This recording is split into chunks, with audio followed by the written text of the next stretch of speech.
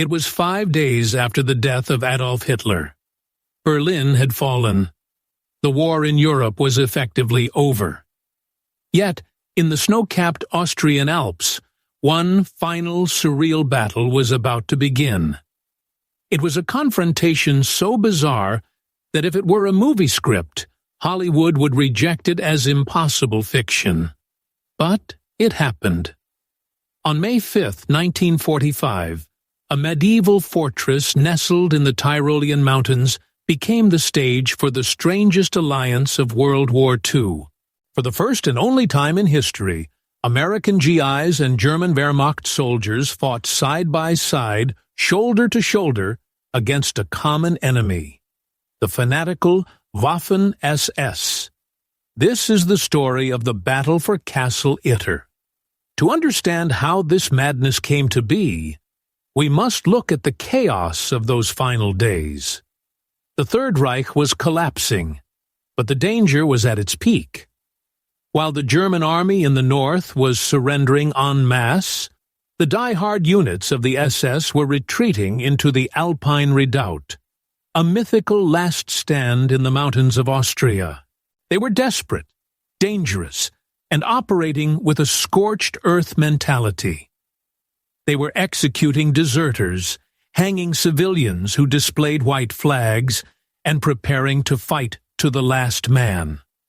Sitting squarely in their path was Schloss Itter, a 19th-century castle built on medieval foundations, perched on a hill near the village of Itter. The Nazis had converted this fairy tale fortress into a high-security prison for the French elite. Inside were the highest-value hostages of the Reich, former French Prime Ministers Édouard Daladier and Paul Reynaud, the Commander-in-Chief Maurice Gamelin, and the tennis legend Jean Borotra.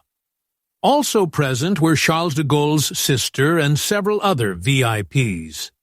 For years, they had been political pawns.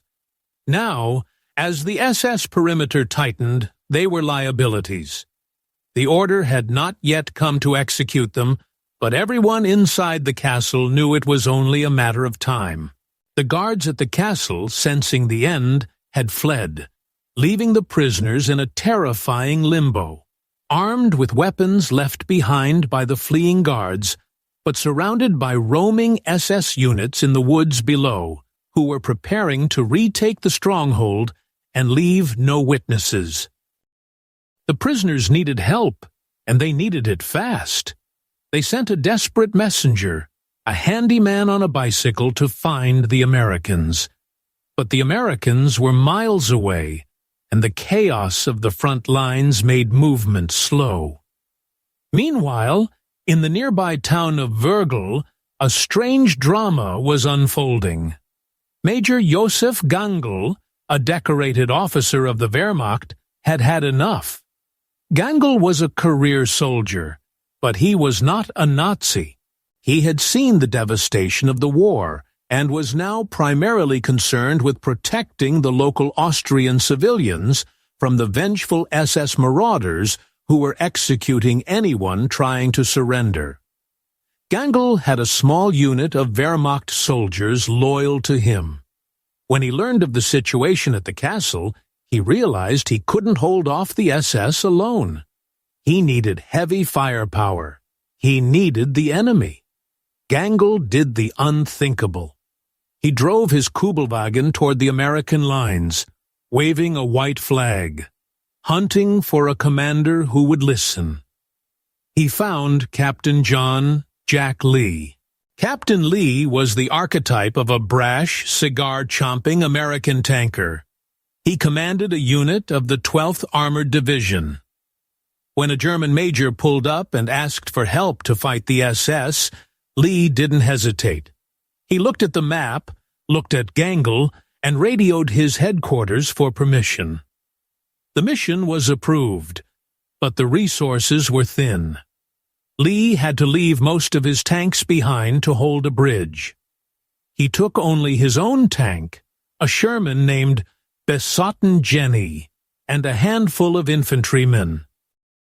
The column that set off for Castle Itter was a sight that defied all logic. An American Sherman tank, followed by a German truck carrying Wehrmacht soldiers, driven by a German major, all heading into SS-controlled territory to save French politicians. Along the way, they picked up another unlikely ally, an SS officer named Kurt Siegfried Schrader, who had been convalescing nearby and had thrown his lot in with the defense, realizing the war was lost. When they arrived at the castle, the reception was tense. The French VIPs, men of immense pride and political standing, were less than impressed by the small size of the rescue force. They had expected an army. They got 7 Americans, a tank, and a squad of the very Germans they had been fighting for years. Captain Lee, exhausted and unimpressed by the political posturing, ordered the former prime ministers to stop arguing and start digging in. He positioned the Besotten Jenny at the main gate to block the entrance and set up machine gun nests in the tower. The night passed in a suffocating silence. The defenders knew the 17th SS Panzer Grenadier Division was moving in. These were not conscripts or old men. These were battle-hardened fanatics equipped with anti-tank weapons and artillery. Inside the castle, the alliance was fragile but functional. American GIs shared cigarettes with Wehrmacht soldiers. They checked each other's weapons.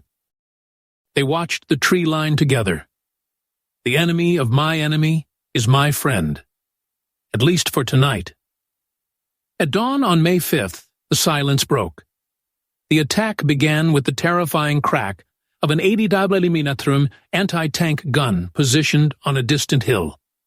The first shells hammered the thick stone walls of the castle, shaking the foundations. Then, the SS infantry swarmed from the woods. Captain Lee's tank, the Besotten Jenny, unleashed its 50-caliber machine gun, tearing into the tree line. But the tank was a sitting duck. An 80mm shell found its mark, slamming into the Sherman. The tank erupted in flames. The crew barely managed to bail out before the ammunition cooked off. With their heavy support gone, the defenders were forced back into the castle keep. The battle raged for hours. It was chaotic and brutal.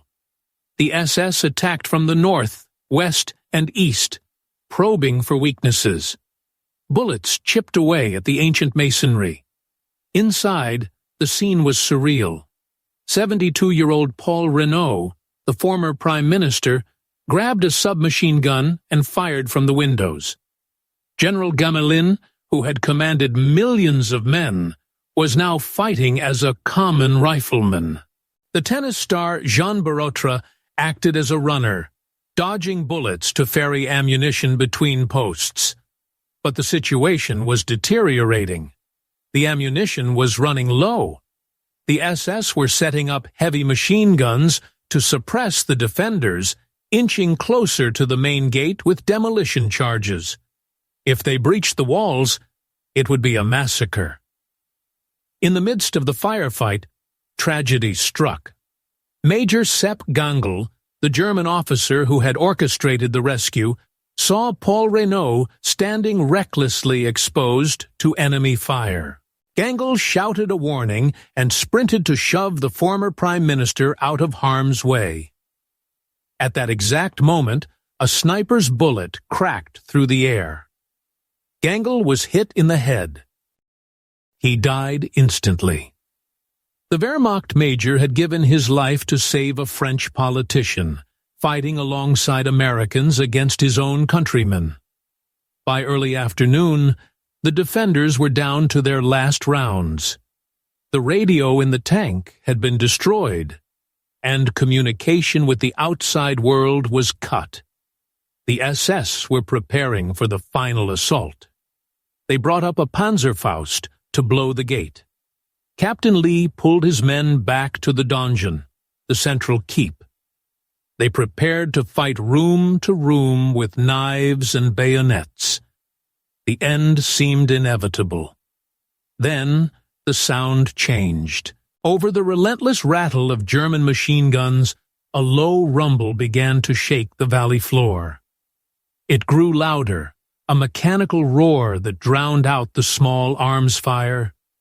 From the road leading to the castle, the distinct, heavy thud of American heavy machine guns echoed off the mountains. The relief force had arrived. The American 142nd Infantry Regiment, guided by the tennis player Jean Borotra, who had slipped out of the castle in a daring disguised run earlier in the battle, was smashing through the SS lines. American tanks rolled into view, their cannons blasting the SS positions in the woods.